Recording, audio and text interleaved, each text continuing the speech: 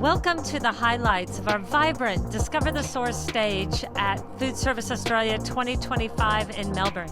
Across 3 dynamic days, we connected Australia's leading chefs and hospitality professionals with producers through hands-on masterclasses, workshops, demos, and thought-provoking conversations. Now keep in mind these were live recordings, so you will get to hear the buzz of the show. Okay, let's dive in. Hi, I'm Luke Mangan, chef, restaurateur and founder of the Inspired series.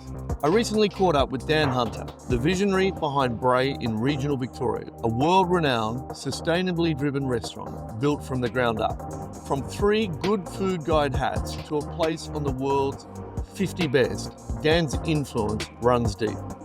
It was a pleasure to chat with him and explore what it truly means to cook with purpose. You are certainly known as one of Australia's best chefs, and that's no easy feat, really, is it? And That's very kind, thank you. so how did you get into it? What made you get into cooking and get this restaurant, Brae, and like that? I started quite late. I think Q was already head chef of Food by the time I started cooking.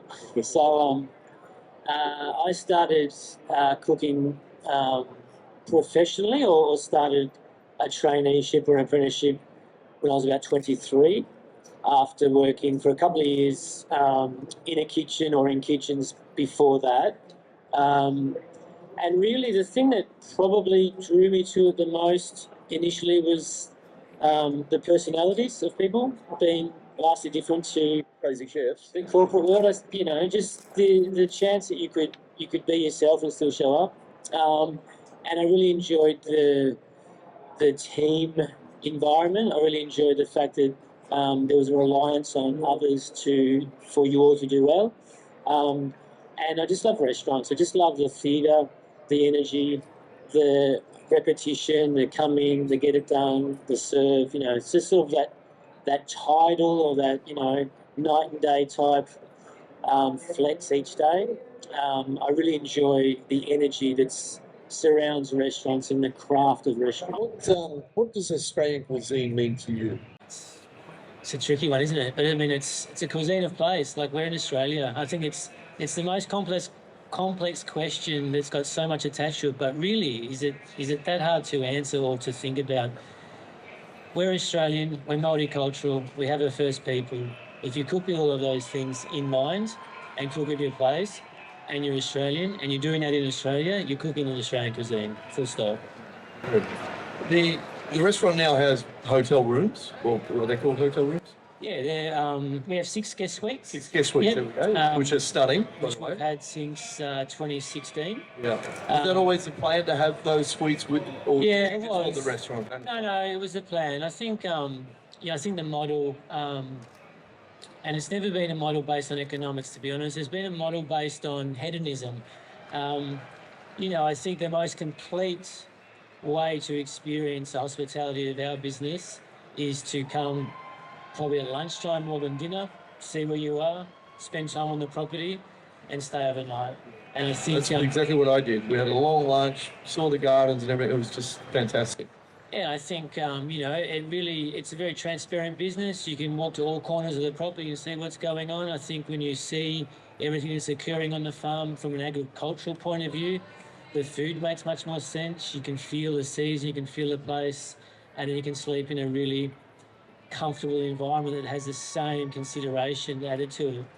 Did someone like a Raymond Blanc, I'm not sure if you've ever been to Le Manoir or something and seen what he did back in the UK. Did that inspire you, or did that influence you? I think obviously there's a lot of I think the very best restaurants in the world aren't in the cities. It's just that extra hospitality. It's just an extra way of drilling down on. It'd be cool, isn't it, to do what you've done in the middle of almost nowhere. Yeah, but I think it's the centre of the world. Yeah, very good. And then attach 6 suites. It's a big financial risk from being just a chef. When I say just a chef, Yeah, I mean, what's not a risk though? I mean, how risky is it to not be happy? What's a risk is your life to not do the things you want to do?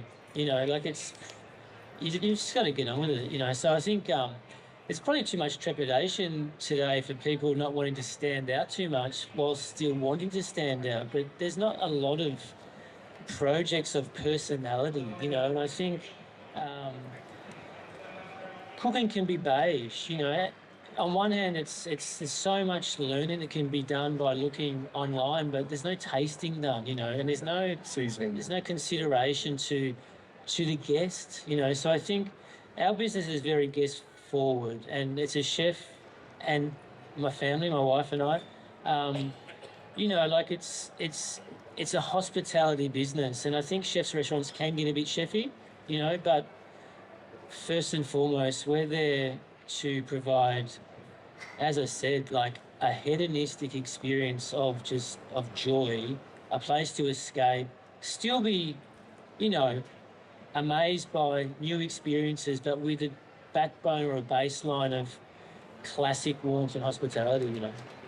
And there's obviously been plenty of ups, which we know about. What about the downs? Has there been one down that sort of you've thought, God, I'm going to get out of this industry and do something else? Look, I think how you balance is the testament of longevity, you know. So I think there's lots of downs in hospitality. You know, I think COVID was pretty down. That's an obvious answer, I'm sorry, but that's a big one. But you know, I think it's a certain mindset that, and it's not, you're not born with this mindset, by the way. You work on it, you know. And I think having tenacity to show up and to be clear on why you're there and on the values of your business and communicating that with your team, that sort of gets you through any low points.